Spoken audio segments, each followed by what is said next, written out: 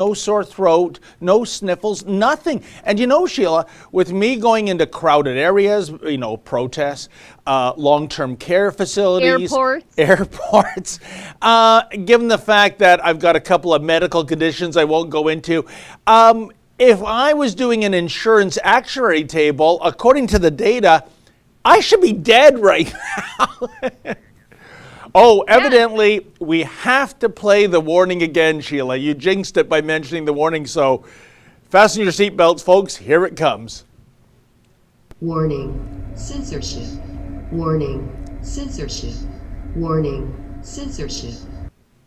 Maybe I was responsible for the double warning today. But, Sheila, honest to goodness, I mean, I've reached out to other people. They've also experienced incredible health during these so-called deadly months turning into deadly years.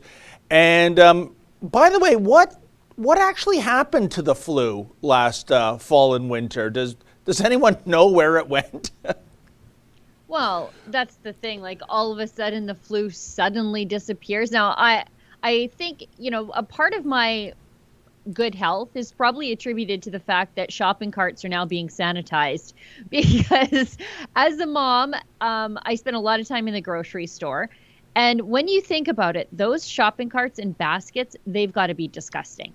I mean, I don't think the shopping carts had ever been washed until the beginning of the pandemic. And now it's a routine thing. And I attribute all my cough, colds, and sniffles to the fact that I touched shopping carts and then touched my face or touched my purse, touched my keys, and then just contaminated myself with whatever cooties exist out there. So I think if I were to count the one thing that made the pandemic, that made public health a lot better during the pandemic, carts. You know what? I think that's a very logical response. And another, I think, super spreader device of common germs is when you go to an escalator and that handrail.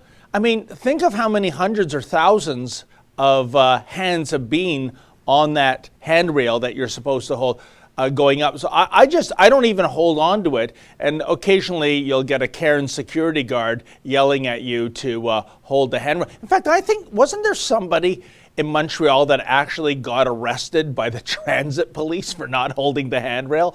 I would argue in this day and age of contagions, hey, I'm trying to be clean, I'm trying to be sanitary, and that is not where to go. But I think much like the baskets and the shopping carts that you mentioned, Sheila, I always see people on a more frequent basis, or I shouldn't say people, but mall employees wiping down those handrails too. So maybe this is a good consequence that has come out of this COVID-19, just increased hygiene and sanitation etiquette.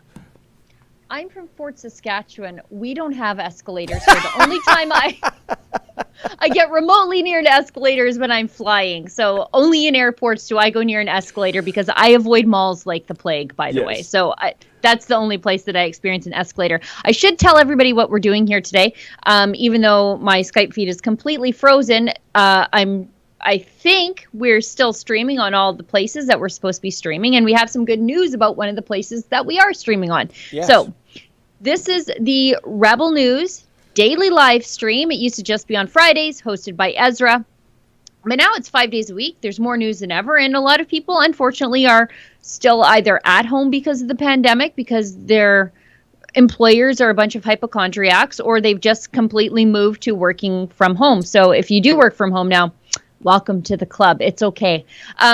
So we stream on YouTube. We've been completely demonetized on YouTube, but we're still streaming on YouTube because we have 1.5 million people over there who do watch us. And we want to tell those 1.5 million people that if you are watching us on YouTube, please take an off-ramp to another platform that doesn't hate you for your political views and doesn't want to censor you. And so that's why we are also streaming over on Rumble.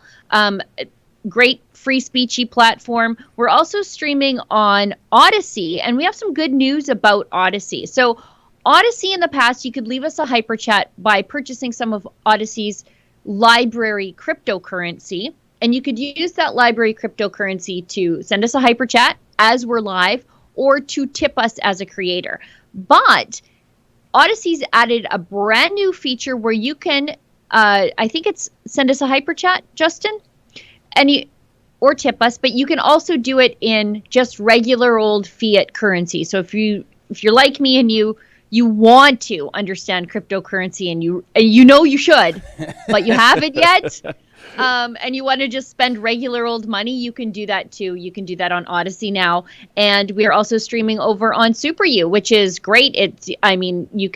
There's a live chat feature over there, and you can send us something called a Super U shout over on Super U, which I think is wonderful, and you can tip us as a creator over there. So I think that's checking all the boxes there. Well, that's fantastic because, Sheila, we sure need alternatives to Silicon Valley's big tech giants because the censorship, I've never seen anything like it. In fact, I never dreamed I would ever see the kind of days we're living in right now, my friend.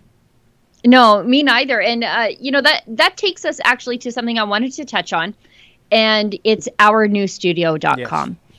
And even though we've been completely demonetized by YouTube, we basically live and die on the support of our viewers at home because we'll never take a penny from Justin Trudeau. And I think that's probably the most democratic way of doing something. We know if we're getting something right or wrong based on the response of our viewers, because we have to listen to you. Where it's not like CBC, it's not like the mainstream media where you just keep failing upward as long as you say the things that Justin Trudeau wants you to say. You don't have to tell the truth. Because you don't have to produce something that people want to consume because it doesn't matter. Justin Trudeau is just going to continue to bail you out for failure. Yeah. We don't have that option here, and we would never want that option anyway. And Sheila, occasionally I see comments from our haters, and I assume they're the haters because I don't think our fans think this way, and the proof is in the pudding in terms of donations. But it's this comment, oh, there they go begging again. Well, we're not begging, we're asking. And I think this is the most honest way of raising funds. If you want to give, if you want to support, so be it. If you don't want, that's okay. You can still tune in. It's the best of both worlds, isn't it? Unlike the mainstream media, which just takes a direct deduction off of your paycheck every 2 weeks. It's like Roger's failed scheme of negative option billing, right? We're just going to, it's actually worse because at least with negative option billing, you could call old man Rogers and say, hey, I don't want channels X, Y, and Z, and you're not billed anymore. Today, with the media, you have absolutely no say. You will pay for it, whether you want to or not. With us, we make an ask. If you want to give. And, well, what can I say? We are in business, and this is a very worthy initiative, our new studio. We need equipment. Our old Tricaster put in a great 5-year or 6-year mission. Yep. And things break down, things get obsolete. And but you know what? There's a price to pay for this equipment, isn't there, Sheila? Sure. And that's the thing. If you go to ournewstudio.com, and I can't see if Justin does take us there, but if he would be so kind as to take us there, you can actually see what we're asking for. We give the monetary breakdown. You can see it's all very reasonable stuff. And yeah, our old Tricaster, it worked hard every single day for Justin because Justin is the Tricaster zookeeper. He was responsible for the care and feeding and love of the Tricaster. He's the guy who operated it every day. It's used for Ezra's Daily Show, your show, all the in-studio green screen work that you might see. Not mine. My setup is completely different. But everything that came out of the studio in Toronto was all done with the Tricaster. So it worked hard every day. And we do keep our costs for our production very low. We're not like the bloated CBC who shows up to an event with like 6 satellite trucks and 5 chase producers working with 2 on-air talent and a guy that holds a reflective screen for each one of them. It's really something to see. Next time I'm out and about, I'm actually going to turn the camera on CBC so people can see what I'm dealing with. We don't do any of that. We keep our costs very, very low, and that's why we're able to get things done without bailouts, without, putting everything behind a paywall. That's another thing that we do here at Rebel News. We do have some stuff behind a paywall. We have our premium shows behind the paywall, but by and large, most of what we do is just out there for you to see. If you want to help us pay for it, that's great. If you don't, that's fine too. It's still there for you to see. And you know, Sheila, I have an anecdote for you, because some people will look at what is the CBC welfare up to now? 1.5 billion a year, something along those lines. And where does 1.5 billion a year go to? Well, I can tell you, years ago, I used to go to a Burlington network called CTS for a weekly panel discussion. And I remember once asking one of the trained broadcast professionals, wow, these cameras look so good. They look like state of the art to me. And he said, well, that's not quite true. They're just one wee step down from state of the art. And I said, oh, where'd you get them? And he says, well, we get them from CBC. We buy our equipment for basically 10 cents on the dollar used from CBC, because once they're one step down from state of the art, well, the people at CBC demand the state of the art. Isn't that amazing, Sheila? And I mean, I'm telling you, when I say one step down from state of the art, basically state of the art. There was nothing wrong with these cameras and any of the other equipment. And I thought, golly, what, you know, that says everything, doesn't it? When you are getting free money and it's in the billions, why should there be any governor on you to spend it wisely or diligently? Yeah, that's the thing. Again, you just fail upwards. Like a statistical rounding error of Canadians watch their flagship programs, and they think that's great. Give us more. If you just give us more money, maybe we'll get better at this. After how long have they been around? Approaching 100 years. You know, that's not what we do. And, you know, Justin, maybe we can throw to the video that Mocha and Efron's our head of video. Mocha's our chief videographer. They put together a video. You don't often see those guys in front of the camera. They are a little bit.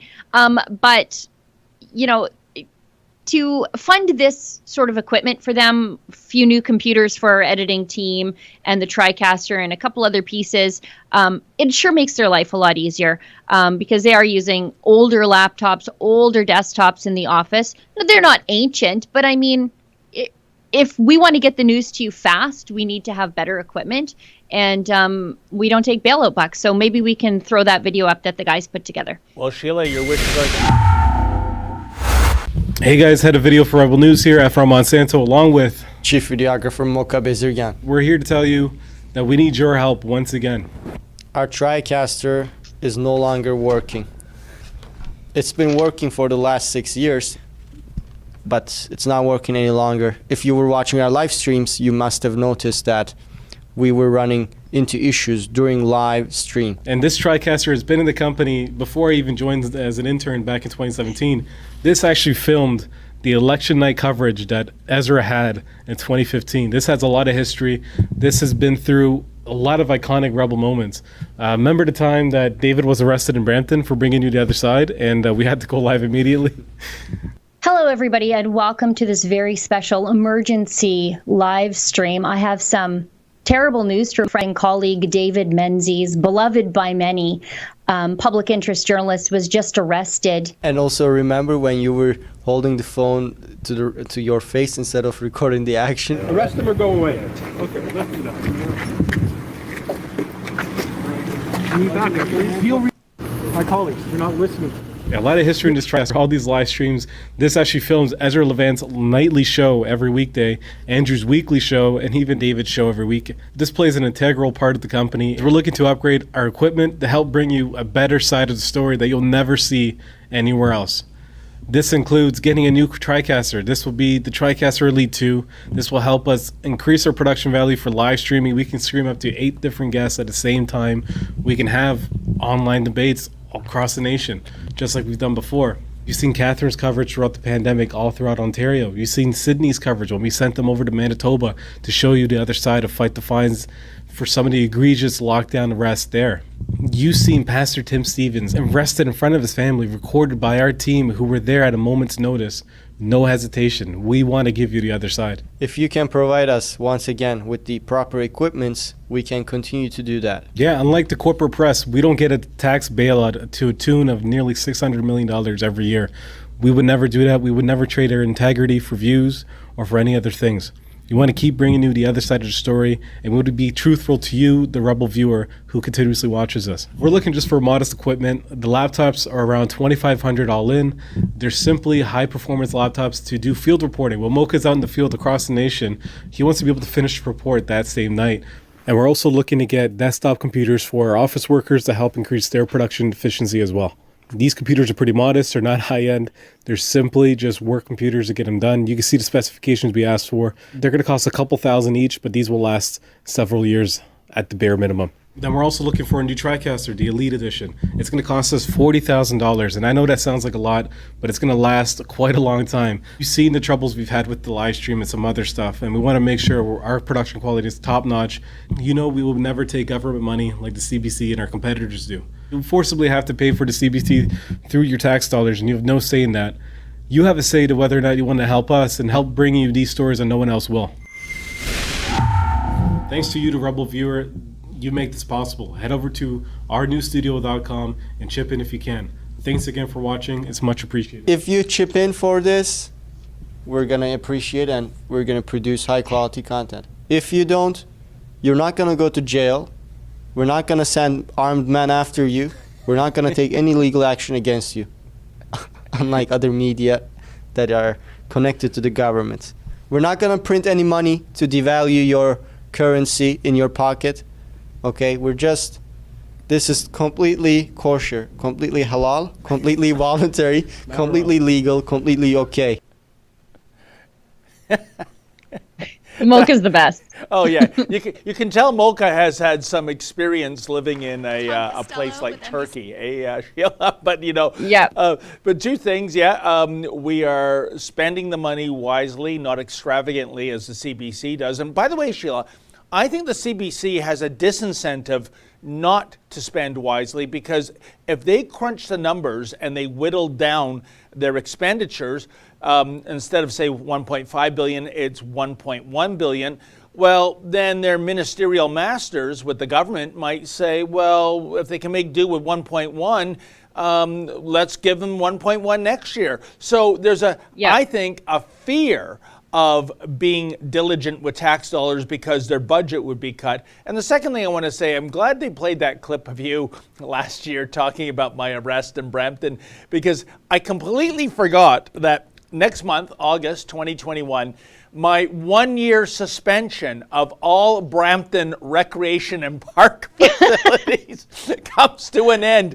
And the day it does, I'm going back to that hockey rink to see if Sneaky Patrick is still playing hockey, and maybe just hang around a park and just rub it into the Paladin security guards that their 1-year vanquishing of me from the rec facilities is over. Which, by the way, Sheila, I don't even think that's a thing. I don't think that could ever pass constitutional muster. A security guard with some, Monopoly game kind of ticket book giving me this edict to stay away for 1 year. Unbelievable how that city operates. When is that up? Sometime in August. I'll find the exact date. Because I'm coming. We're going to go work out together. I just want to make sure that I have the day booked off and somebody else filling in for me, because we're going to work out. We should make a big production of it. Like, try to find some volunteer marching band and just Can we rent a basketball court? Can we get all of us out there and just play like a intramural league, like basketball game, like the Rebels against whoever? Yeah, or like, I'm not a basketball guy. How about slow pitch out on one of the Brampton Diamonds? They got some beautiful baseball diamonds out there. But you're right. Let's put our heads together and think of a great way to announce the end of my suspension. Something like what a king would do, or a queen in Game of Thrones, in terms of a grandiose re-entrance. But oh my goodness. So anyways, folks, just to wrap it up, if you can give, I know these are trying times for so many people, but if you have a few extra bucks around and you can make a donation, it is greatly appreciated. Now, I think our first video, Sheila, already getting lots of traction. It's from Avi, and Avi is doing fantastic work down there. So good. He is just so wonderful. And it's about somebody getting arrested in the wee hours of the morning for a Facebook posting. Now, I don't think this man made a threat. I don't think he was inciting violence. I think the posting was stupid, and he clearly regrets it. But I think it makes for a cautionary tale of how these days, Sheila, Big Brother is watching. Check it out. Me and my partner was just sitting at home, obviously doing the right thing, staying home. And I sort of saw all these lights flashing outside the window. It was like 12 o'clock at night, just a bit after. And we were both a bit freaked out. Like, what's going on? Like, we thought we might have been getting robbed or something like that. And then I come outside to find 5 police officers fully armed, shoulder to shoulder, walking down the driveway with their hands on the gun and the torches in our faces and everything. Like, I don't know. We just couldn't believe what was happening. How you going there, mate? The police from Castle Hill. Yeah, mate. What's your name? Troy. How you going, Troy? Good. What's happening? Oh, mate, just let you know that we're wearing body-worn camera just recording the conversation. Yeah, it's in relation to a post that you made on Facebook today. Within 15 minutes, I was in the back of a paddy wagon flying down the street. It was like a 40-minute drive to the police station. And they put me in a cell for 3 hours while I was, I had an interview and, I got searched and photographed and fingerprinted and everything. A 33-year-old tradie in Western Sydney is facing up to 3 years in jail for a stupid Facebook post he made in reaction to the New South Wales Premier shutting down his industry. This case falls outside the scope of the Fight the Fines initiative, so we won't be crowdfunding his defense, but it clearly is a story that I think you need to hear. As usual, watch the whole story and share it to warn others. And if something happened to you, please submit it to fightthefines.com.au, and if we can help by crowdfunding you a lawyer, we will. Otherwise, we'll tell your story just like this. Let me start by making it crystal clear that I think the post was extremely silly, and in no way am I defending what he wrote. But let's put it into perspective. As someone who's had numerous explicit threats to kill directed at me with no action followed up by police, I'd say when you put it into perspective, one, he didn't threaten Gladys, nor did he incite anyone else to. He just made a very dumb prediction. Looking back at it now, probably wasn't the best choice of words, and I've never been the greatest with English and choice of words, but at the time I was pretty frustrated, and So you don't actually want to see Gladys getting shot? No, definitely not, mate. Not at all. Nothing like that would have ever entered my mind. Like, it's just sort of like saying that somebody is liable to do something like that if out of frustration if things keep going the way they're going. I would never do something like that to anybody. Do you have a violent criminal history? No, not at all. I've never been in a fight with anyone in my life. It was a major overreaction as far as I'm concerned. I can't believe the extent that the police went to over such a simple comment on Facebook. Are you sorry that you wrote it? Yeah, definitely. Very sorry. At the time, I didn't think of anything really of it. I didn't think that much of it. It was just sort of, I'm still in a bit of shock myself on how far it went. It is quite a serious offence you're facing. 3 years in jail. Yeah, it's unbelievable. Couldn't even start to imagine that. We'll keep up to date with how it progresses. It obviously doesn't fall in the scope of our Fight the Fines cases, but it is certainly what would seem from where I'm sitting, a vast overreaction. Yeah, that's to how I thought. A really silly comment that we can all agree was a very silly comment. But look, I take full responsibility for what I said. It's people say silly things when they're upset and out of frustration. They say things without thinking. That's pretty common practice for people when they're under pressure.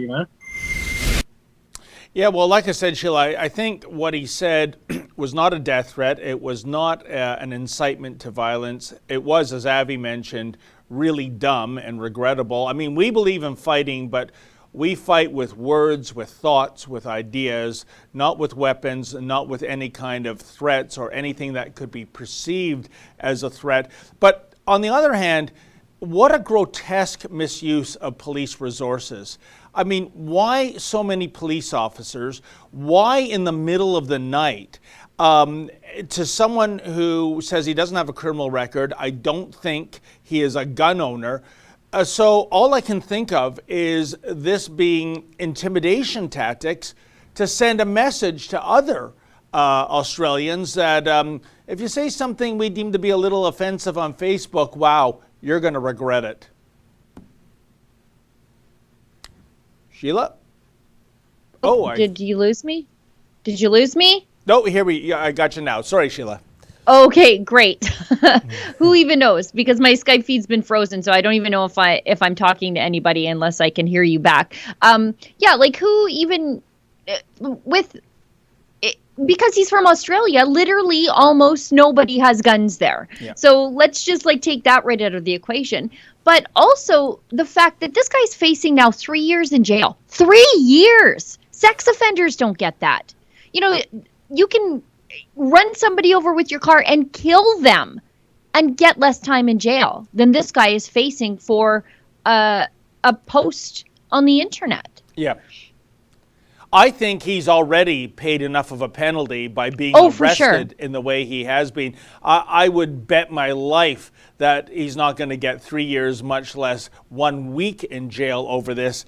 Hopefully he'll get a lawyer. And by the way, that's part of the penalty too, isn't it, Sheila? The process, he's going to have to shell out a few $1,000s at the very least, unless he represents himself, which I wouldn't recommend if there's a 3-year penalty. And let's hope that they're not going to try to make an example out of him, because like I said, I don't see the death threat there. I see a stupid use of words. Yeah. But if we have felony convictions for stupidity, we're going to have to start building maximum security penitentiaries the world over, especially with the rise of social media.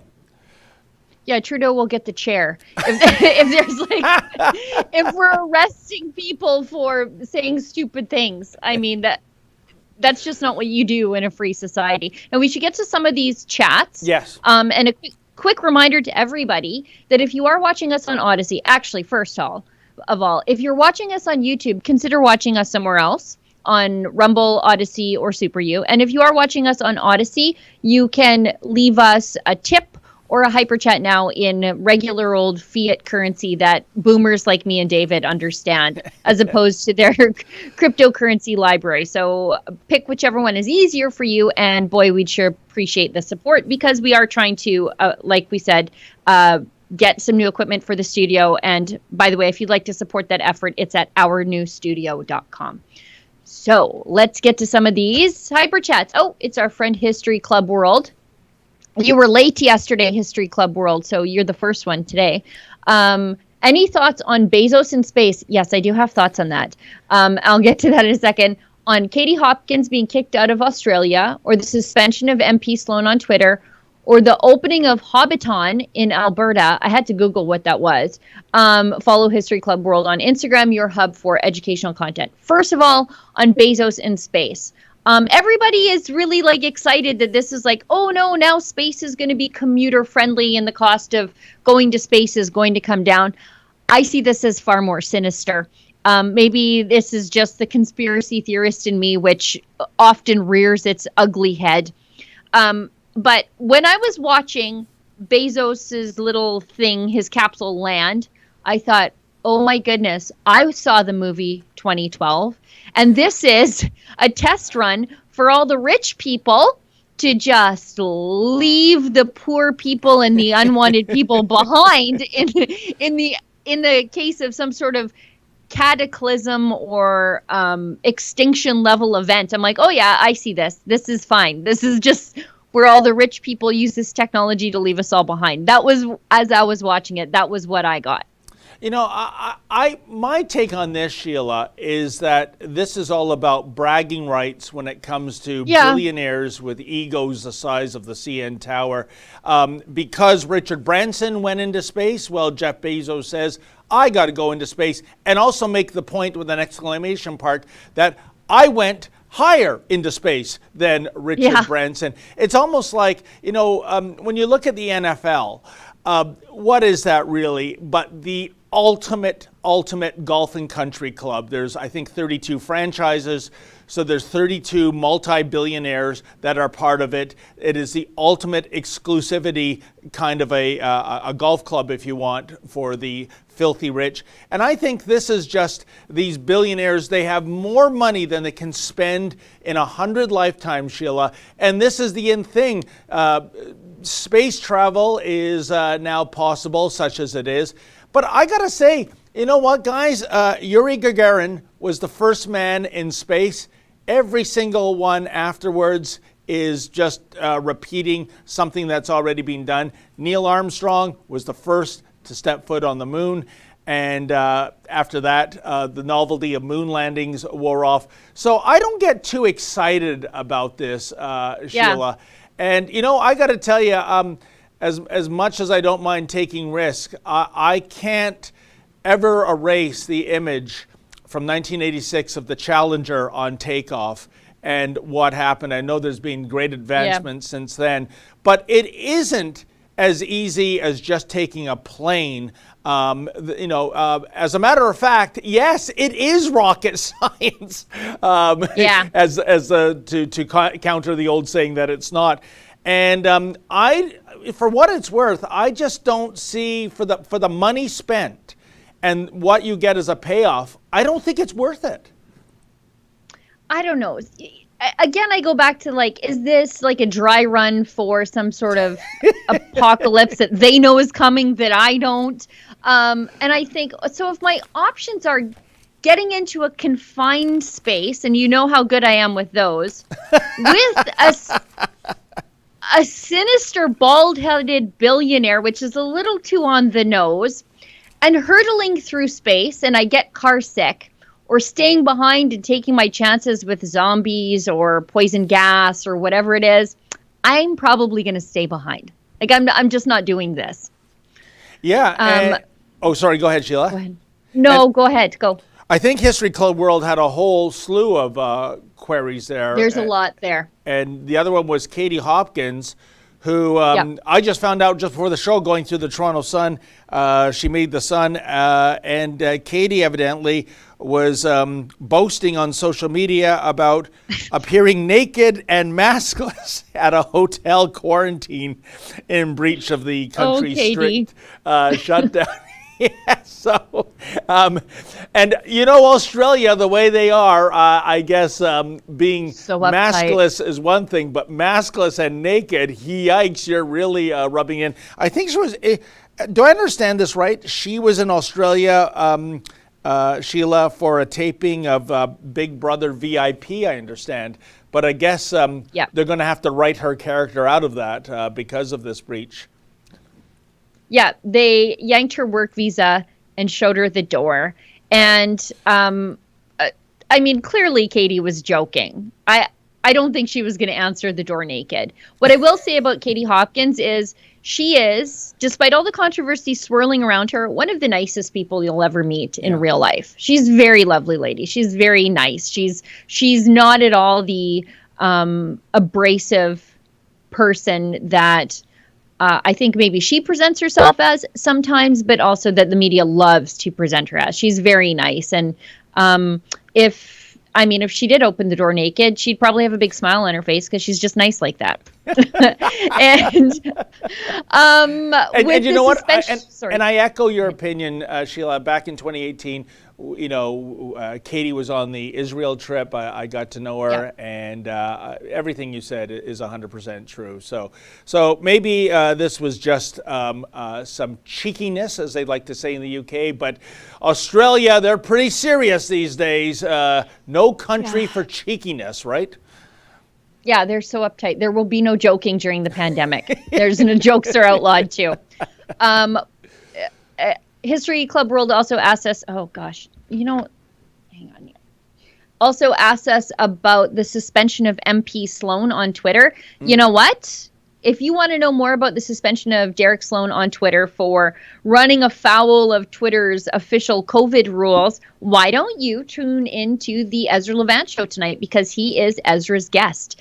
And if you are not yet a subscriber to Rebel News Plus, it's only $8 a month. You get access to my show, David's show, Ezra's nightly show, and Andrew Chapados's show, Andrew Says. Like I said, all that for $8 a month, and you'll find out exactly what Derek Sloan has to say today. Just go to rebelnewsplus.com to subscribe. Yes. Way to put a plug in there, Sheila. Carry on. Thank you. Or History Club World really getting his money worth. He asked about the Hobbiton in Alberta. I didn't know what a Hobbiton was. I don't exist in that sort of world. Apparently, Western Canada's first and only Hobbiton-themed resort is opening in Alberta. You can imagine I will not be lined up to see this thing. It is, assuming you're a Lord of the Rings fan, the Burrows, Western Canada's first ever replica resort of J.R.R. Tolkien's Hobbiton, will be by far one of the coolest places to stay this sunny season. David, are you going to the Hobbiton? Well, what will I go as? Will I go as a hobbit, or will I go as is it a Nork or a dork, or I can't remember all the colorful characters in that. But thank you for that explanation, Sheila, because I thought a habitant was a professional hockey player based in Montreal. Oh my goodness. No, I'm just reading this, and this gets even worse. And I know, like, my personal hobbies might seem peculiar to people in Ontario or like Toronto, like metropolitan Toronto people. I like to hunt. I like to go aquatic. I like to shoot. I like archery. I like I like dirt bikes. So I know that it might seem kind of foreign, but this seems really foreign and spooky to me. Look at this. With enough room to accommodate 2 adults, complimentary breakfasts, a private garden, and an indoor fireplace, and our favorite feature, oh my god, these nerds. Anyways, our favorite feature, a closet full of themed clothing. Oh my god, this is a LARPing resort. We can honestly say, I know, this is grown adults. Come on, you guys. We can honestly say that this will be nothing we've ever seen before, and that's something worth celebrating.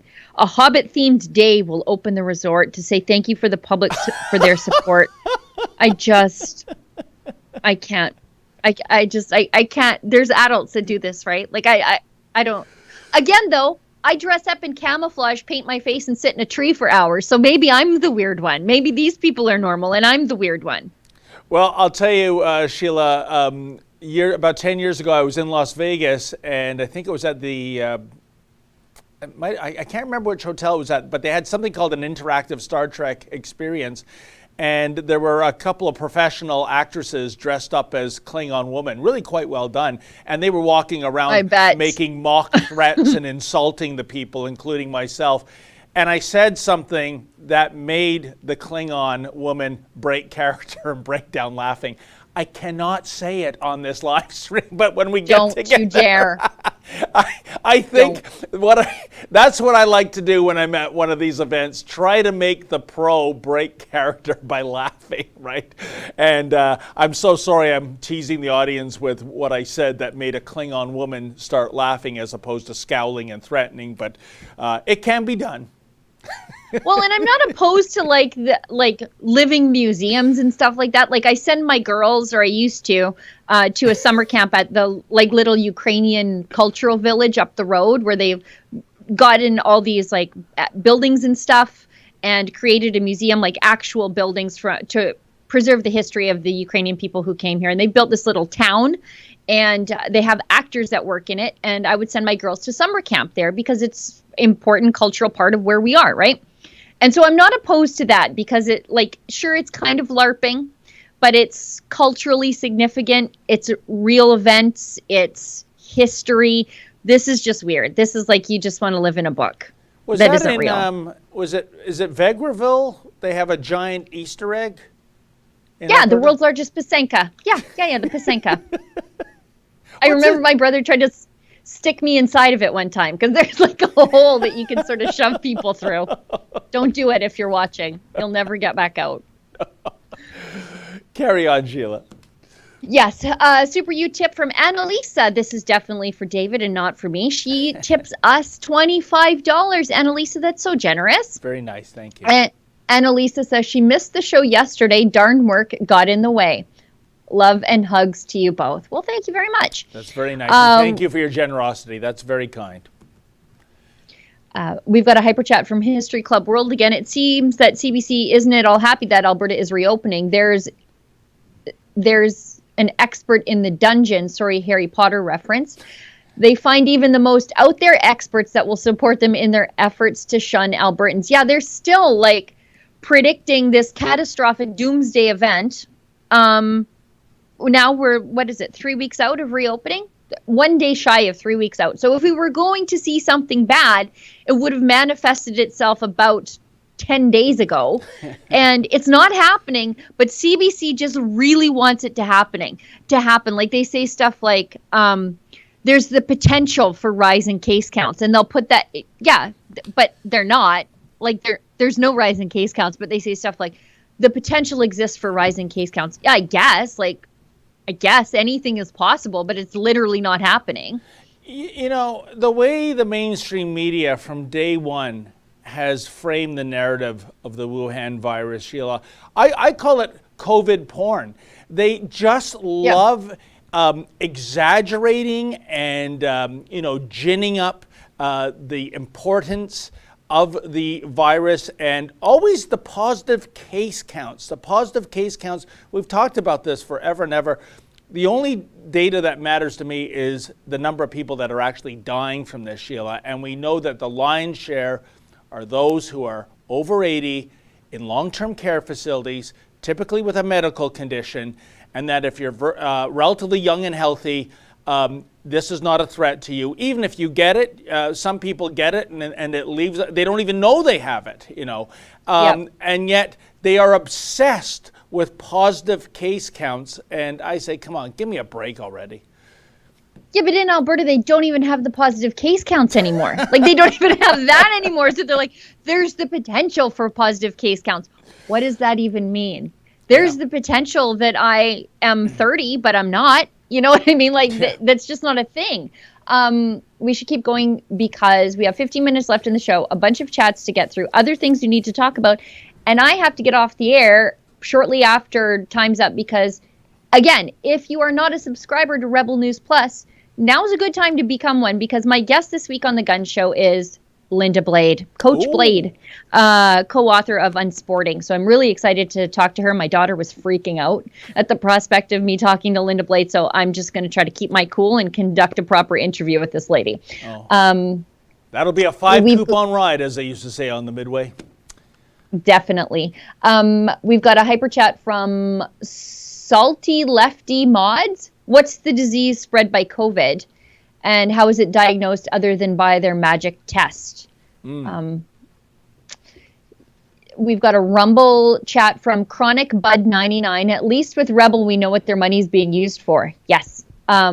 This thing behind me, by the way, in case you're wondering about exactly how thrifty we are, my green screen is actually a green bed sheet from Walmart that I bought 5-6 years ago, and it was like $7 or $8, and it works for me. I've never replaced it. I take it down once in a while to wash it because it gets covered in lint from all my plaid, but that's about it. You know, like we get frequently more viewers than CBC for a lot less of an investment, and we like it that way. We show 100%. The bloated mainstream media just how bloated they are. Indeed. We've got a Rumble from MVP3371. You want hair like that, he says. He says, I want hair like that. I think he's talking about Mocha because I'm pretty sure he's not talking about me and probably not talking about David. People love Mocha's hair. I really like his hair too. My son has hair like that. So maybe that's why I like it so much. But yeah. Enjoy it while you can. You know, it's funny because I was thinking about, like, when I watched that video of the guys talking about the Tricaster, I thought, boy, that Tricaster's seen a lot of my different hairdos, too. Like it's gone. There's a lot of different Sheila hairs that have like been seen on the Tricaster over 6 years. We've got a hyper chat from History Club World again. Rebel should open a fund where people can invest some money and Rebel can use it. But if the person ever pulls their money out, it's given back to them plus interest. That way you can have access to money. Probably should invest it yourself without having to wait for other people to pay you. We are working on different ways for people to invest with us, give us money. We're working on ways to do that. So just stay tuned because, again, I always say it, we are early adopters of good ideas. So just stay tuned because we do have some things in the works there. Rumble chat from Car Painter. I hear Derek Sloan was kicked off Twitter. Yes. And again, if you want to hear what Derek Sloan has to say about that, he's Ezra's guest tonight on the Ezra Levant show. Richard Blingden. Thank you, Rebel News, because you tell Canadians what the mainstream media does not, and that's the truth. Well, thanks. Hyper chat from History Club World. Rebel News should challenge either True North or the Western Standard to go with them to Brampton and play against them. I would say go against mainstream media versus independent media would be better, but it would be embarrassing to them. The Western Standard, they're kind of like us. They're on a bit of a shoestring budget, but they're based out here. So I don't know if they would fly their team all the way to Brampton to play basketball against me and David. Plus, I think they smoke. I think there's some people at the Western Standard who like a good dart. So I don't know how their cardio is. I wouldn't mind playing against True North, though. I don't think people know, but I am highly competitive and I'm pretty athletic, especially for a lady of my specific vintage, to put that politely. So yeah, you know what? Let's get a little intramural action going. That's what I want to do. You know what I would love, Sheila, would be to challenge Patrick Brown and his Barrie buddies to a game of hockey. And one of our friends, what's his name again? Yeah, Theo Fleury. He'd be on the Rebel team. And maybe a few of Theo's friends too. Oh yeah, we would stack that team and we would teach that crybaby Brown a lesson he'd never forget. That's my fantasy come true. I'd dust off the old goal pads for that in a heartbeat. Yeah, we could probably get Theo. We might be able to get Dustin Penner too. He's pretty conservative. So yeah, I mean the potential is certainly there. Yeah, but I do think we have about a month to give some thought to the victory lap we need to take in Brampton. Yes. We need uniforms. We need something fun. Let's keep going. We've got a Super U from Bishop. He's facing 3 years in jail. Governments around the world are releasing dangerous criminals. Yeah. We saw the same thing happen here in Alberta. We're locking up pastors and releasing dangerous criminals from the very centers that we're sending these pastors to because the coronavirus is too dangerous inside the facilities for the bad guys, but perfectly fine for the healthy pastors from perfectly healthy congregations. Very strange. 100%. We just received our first cash hyper chat. Oh. From Baxter 1957, who gave us $5. I'd much rather receive a request for a donation than have my pocket picked by the CBC and gang. Yeah, no kidding. Me too. Appreciate that very much, by the way, you. Baxter. We've got a hyper chat of $5 from Not Atan. Hey, David, what is shaking besides the bacon? Yeah, it's a saying I have here. Ain't nothing shaking but the bacon. I think I heard it once on an urban radio station. I don't have any idea what it means, and hopefully it's not vulgar. But yeah, but there's plenty shaking today, isn't there, Sheila? Yep.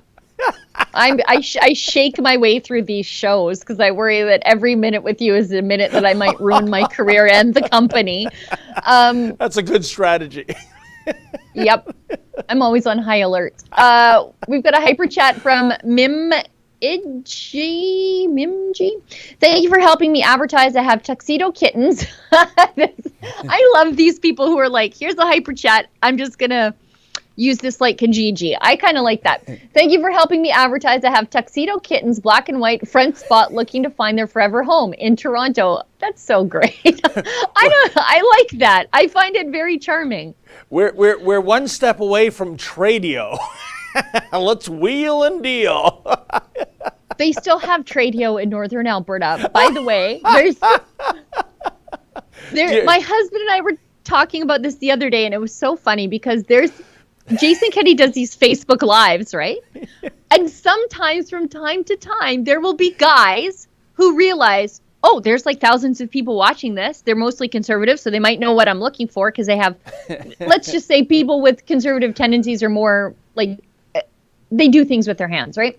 So sometimes guys will post in the chats, they're looking for car parts or they're looking to buy a vehicle or whatever. And then it all becomes like, hey, I know a guy with that part, or they're looking for a tractor part or whatever. And they'll post in like the Jason Kenney Facebook Live, and they'll actually find the part that they're looking for. And I love it because it is so, it's ingenuity. I kind of like it. I think it's great. That's great.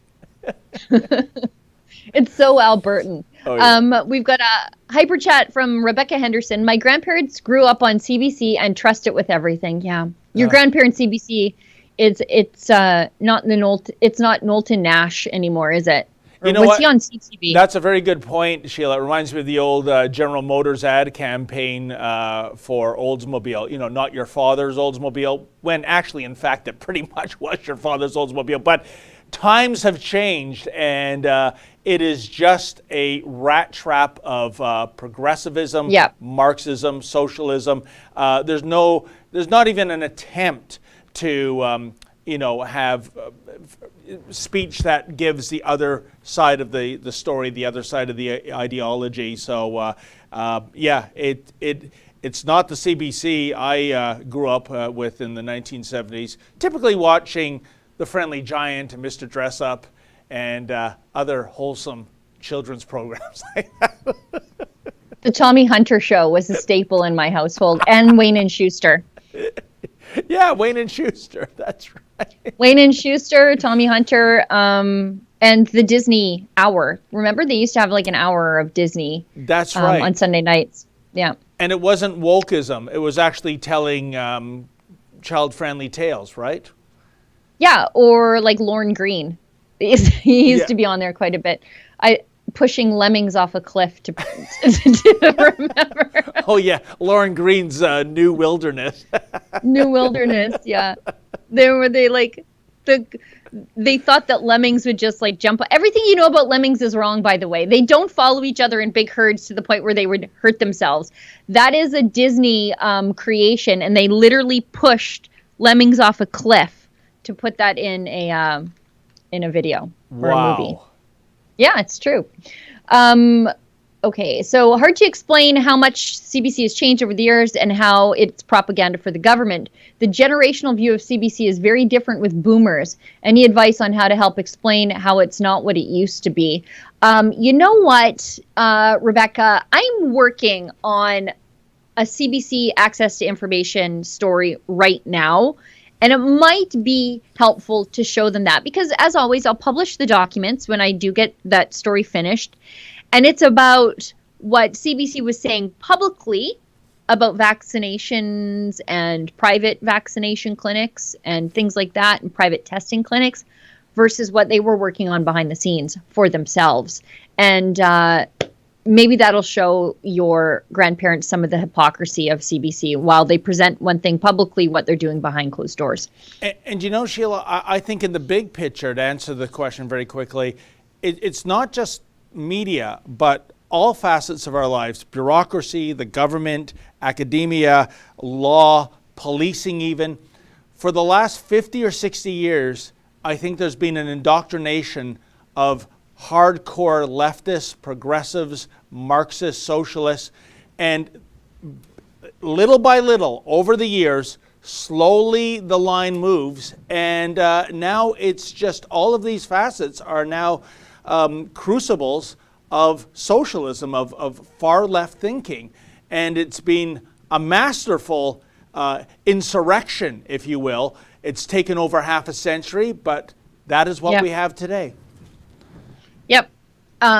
We've got a hyper chat from Enoch the Salty Pretzel. Sheila or David, do you know what the cycle magnification rate used for the PCR test in Canada is? Anything over 30 is technically useless. Too high false positive level. Most countries have been using well over 30 cycles.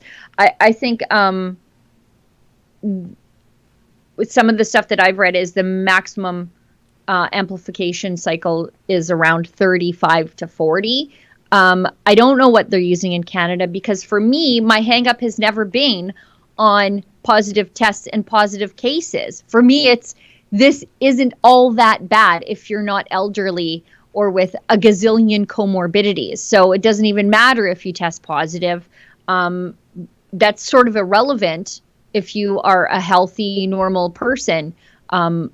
So I never really got very hung up on the accuracy of the tests. We know they're inaccurate. Yeah. And a lot of them, in some instances up to 50% were inaccurate. But for me, it wasn't even the focus. Even if those cases were all actual cases, what does it matter when it's not all that deadly? Well, Sheila, I remember a few months ago I interviewed Dr. Mark Trossi about this, and Yep. the number is far greater than Yep. the number just quoted, and which he said makes this test absolutely useless. Yep. And we got one more super chat from, it's a super U chat from Bishop, who says, threatening to body check a weak-kneed political hack like Patrick Brown is 6 months behind bars. I guess. Who even knows? Who even knows? Oh, yeah. And I think that's it. We're all caught up. All right. Well, you know what? I know you have to run and get that very important interview done, Sheila. So for the first time in, forever, we're not going to go overtime. So I want to thank Mr. Producer, working very hard behind the board there. And, of course, all you generous viewers that have contributed something. Hey, David, so that sorry to interrupt. Yes. Sorry to interrupt. Should we go out on a promo for the store? If maybe Yes. Justin can bring that up, because you know what, we've got a bunch of new stuff once again in the store. It changes all the time. Even the shirt that I'm wearing right now, it just says Rebel. Doesn't say rebelnews.com or anything like that. It's just like a wink to all the people who know out there exactly who you are and what you mean by this. But we've got a bunch of new stuff out there, and we're starting to categorize things by like new collections.